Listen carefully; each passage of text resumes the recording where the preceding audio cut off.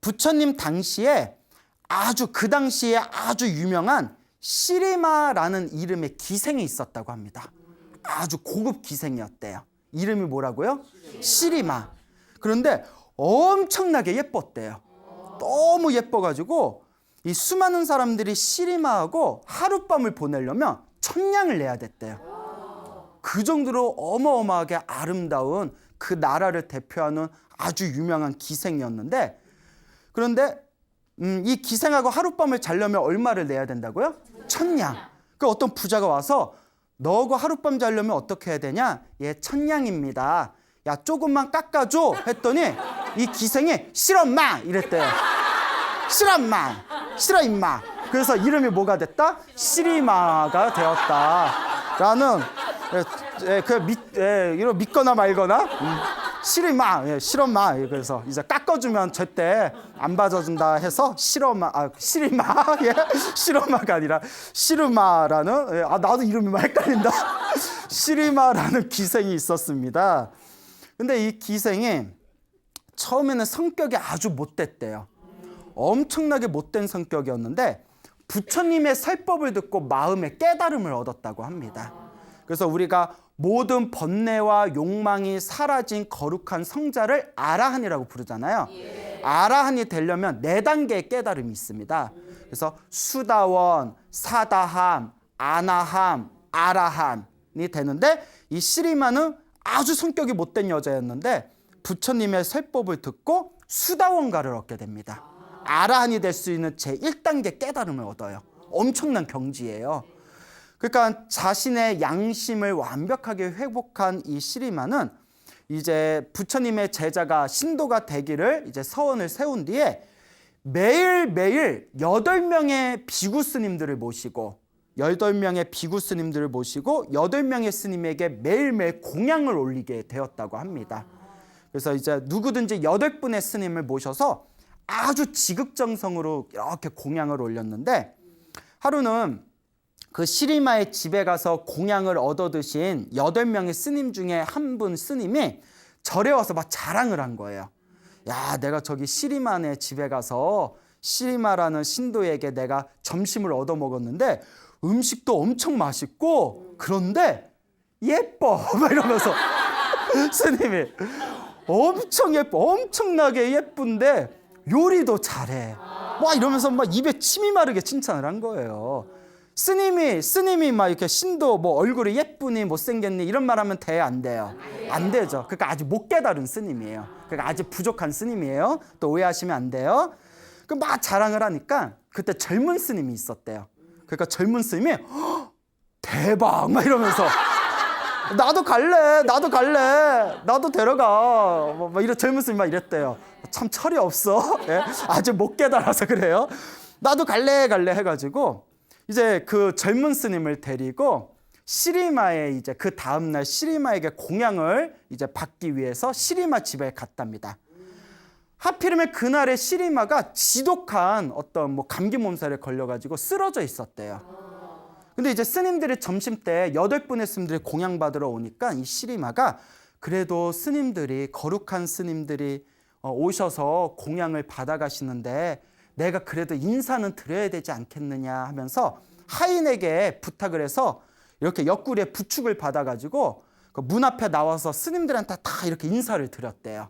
스님 와주셔서 고맙습니다. 차린 건 없지만 공양을 잘 받아주십시오 하고 이렇게 인사를 드렸는데, 시리마가 예쁘다고 소문 듣고 온 그 철없던 젊은 스님이 딱 보더니 저렇게 얼굴에 화장기도 없고 몸이 아픈데도 저 정도로 예쁘면 평상시에 건강했을 때 화장했을 때는 얼마나 더 예쁠까?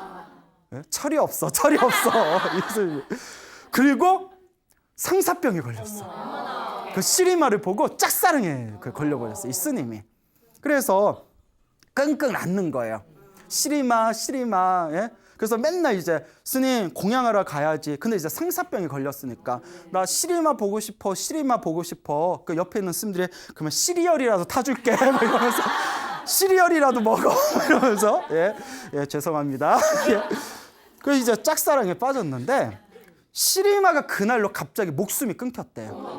갑자기 죽어버린 거예요. 그러니까 워낙 나라에서 유명한 기생이었고 또 부처님의 그 신도였잖아요. 독실한 신도였으니까 그 나라의 왕이었던 빈비사라 왕이 이제 부처님께 보고를 올립니다. 부처님, 독실한 신자였던 시리마가 갑자기 세상을 떠났다고 합니다. 그 부처님께서 가만히 이렇게 침묵을 지키시다가 왕이시여 부탁이 있습니다. 예, 말씀을 하시죠. 시리마를 묘지에 갖다 놓되 화장하지 마시고 몇 날 며칠 동안 일체 까마귀나 들짐승들이 시체를 훼손하지 못하도록 묘지에 이렇게 갖다 놓고 그 시체가 상하지 않게 좀 지켜주십시오라고 부탁을 합니다. 그 왕은 이해가 안 되잖아요. 죽은 사람의 시체를 화장하지 말고 묘지에 놓고 병사들을 시켜서 까마귀나 들짐승들이 이렇게 파먹지 못하게 지켜달라.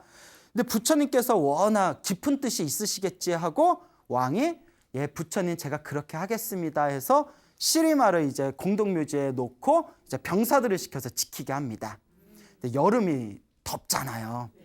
하루가 지나고 이틀이 지나고 사흘이 지나니까 막 몸에 구더기가 끓고 막 몸이 이제 썩어서 무너지고 막 살이 막 부글부글 막 끓어오르고 시체가 막 부패돼 버리는 거예요.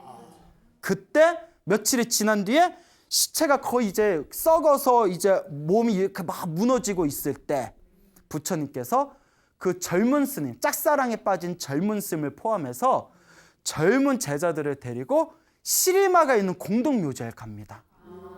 공동묘지에 다. 근데 소문이 난 거예요. 야, 부처님이 수많은 젊은 스님들을 데리고 시리마가 있는 공동묘지에 가신다. 그 얘기를 듣고 왕과 대신들, 신하들도 시리마가 있는 공동묘지에 같이 모였어요. 부처님이 다 시리마가 있는 공동묘지에 왔는데 시리마한테 짝사랑에 빠졌던 그 젊은 스님은 시리마가 죽은 줄 모르고 있었던 거예요. 뭐 방에서 시리얼이나 먹고 있었겠지. 살았는지 죽었는지도 모르다가 딱 보니까 시리마의 썩어가는 몸을 보고 충격을 받은 거예요. 그 자리에서 충격을 딱 받은 거예요. 그리고 처음에는 슬퍼하고 애통해하다가 그 썩어가는 몸을 보면서 사람의 육신이 아무리 살아생전에 아름답다 하더라도 썩으면 저렇게 다 흩어지는 건데 내가 저런 몸뚱아리에 사랑에 빠졌구나 하면서 마음에서 막 부끄러움이 일어납니다. 그때 부처님께서 옆에 찾아온 왕에게 다음과 같이 부탁을 합니다.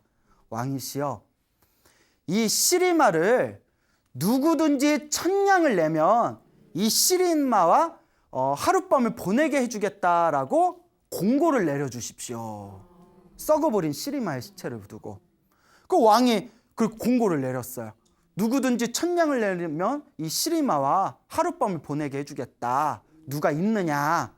그러니까 1000냥을 내고 시리마, 썩어버린 시리마 시체하고 하룻밤을 보낼 사람이 있겠어요, 없겠어요? 당연히 없죠. 있으면 정신병자죠. 그렇잖아요. 썩어가는 시체로 어떻게 하룻밤을 보내요? 그래서 1000냥에서 500냥으로 내렸대요. 500냥. 그런데도 사람이 있어요, 없어요? 그래서 100냥으로 내렸대요. 그래도 없어요. 그 50냥으로 내렸대요. 그래도 없어요. 그래서 이제 자, 이 왕이 뭐라고 했냐면 공짜다. 이 시리마와 하룻밤을 보내고 싶은 사람은 무조건 공짜다. 근데 있어요, 없어요? 아무도 없는 거예요. 자, 그때 부처님께서 수많은 제자들에게 이렇게 이야기합니다. 나의 제자들아, 잘 들어라. 시리마가 살아생전에는 이 나라의 수많은 부자들이 1000냥을 내고서라도 하룻밤을 보내고 싶어 했다. 그런데 1000냥을 내고서라도 하룻밤을 보내고 싶었음에도 불구하고 수많은 사람들이 밀려 있었기 때문에 애를 태우면서 몇 날 며칠을 기다려야 됐다. 근데 지금은 저 시리마가 죽어서 몸이 부패돼서 썩어가고 있으니 공짜로 하룻밤을 보내라고 해도 아무도 쳐다보지도 않는다. 우리의 몸뚱아리가 이와 같다. 살아생전에는 사랑하고 애착하고 탐내어도 결국 썩어버리면 이 육신은 결국 부패돼서 흩어질 뿐이다. 그런데 무엇하러 이 몸뚱아리에 그토록 탐욕을 일으키는가? 라고 하시면서 제자들에게 다음과 같은 가르침을 내리십니다. 아름다운 이 몸을 잘 관찰해 보라. 아름답게 꾸며진 이 몸을 잘 관찰해 보라. 상처투성이요, 많은 뼈들로 지탱되고 있으며 자주 병들고 망상이 가득한 이 몸은 영원하지도 않고 견고하지도 않다네. 아무리 아름답게 잘 꾸민 이 몸이라 하더라도 결국은 항상 몸에는 상처투성이고, 항상 알게 모르게 우리 몸에 이런저런 상처가 많잖아요. 그리고 알고 보면 겉가죽은 아름다워 보여도 속으로는 수많은 그냥 뼈들로 지탱되고 있는 가죽 주머니에 불과할 뿐이며, 항상 자주 병들고 마음속에는 뭐가 가득하다? 망상이 가득하다. 이 몸뚱아리는 영원하다, 영원하지 않다? 영원하지도 않고 견고하지도 않다 라는 가르침을 듣는 순간 그 시리마에게 짝사랑에 빠졌던 젊은 피구가 몸과 마음에 대한 모든 허망한 집착이 산산이 부서지면서 그 자리에서 깨달음을 얻었다라는 이야기가 전해지고 있습니다. 이와 같이 우리는 이 몸뚱아리에 너무 집착을 해요. 그렇죠. 우리도 우리 몸뚱아리 엄청 집착하잖아요. 매일 샤워하고 매일 막 이렇게 비누칠하고 또 뭐 목주름 제거제 뭐 화장품 있으면 엄마 철수 엄마 요게 좋아? 아니야 요게 괜찮다라고 그 요게 해주고 뭐 또 영희 엄마 요새 뭐 수분 크림 뭐 좋은 거 있어? 뭐가 또 어야? 예? 그러면서 이렇게 발라 잘 알아요. 예.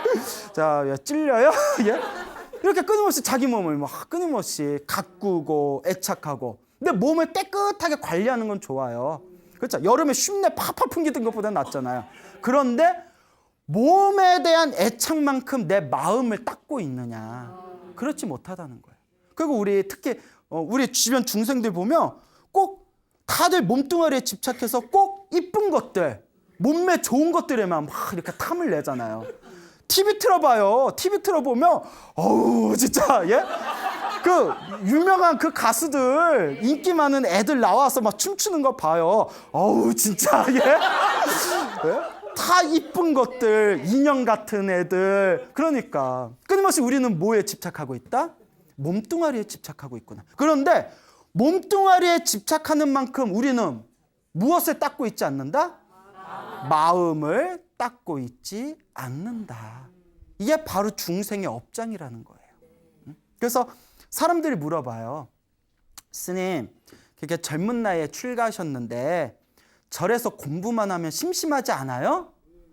그건 제가 항상 드리는 이야기가 있습니다. 세상에서 가장 재밌는 거는 부처님 공부입니다. 저는 부처님 공부를 할 때마다 정말 내가 출가하길 잘했구나라는 생각이 듭니다. 그러니 이 마음 닦는 공부가 사실 세상에서 제일 재밌습니다. TV를 보고 내 몸을 가꾸고 막 예쁘게 생긴 사람들하고 막 데이트 해봤자 그때뿐이에요. 항상 공허해요. 끝나고 나면 공허해요. 그렇잖아요. 만날 땐 기쁘지만 헤어질 때는 싫어 1분만 뭐 5분만 그럼 우리 결혼할까? 그럼 이제 결혼해요. 그리고 스님 저는 혼자 사는 스님이 제일 부럽습니다. 뭐야? 예? 시들 좋다고 결혼해놓고 혼자 사는 스님이 제일 부럽대. 장난쳐? 예? 그런데 제가 좀 흥분했어요. 마음 닦는 수행은 해도 즐겁고 재밌습니다. 그래서 이 수행이야말로 이 몸에 애착하는 것이 아니라 마음을 닦는 수행이야말로 세상에서 가장 즐거운 공부다라고 말씀드리고 싶습니다.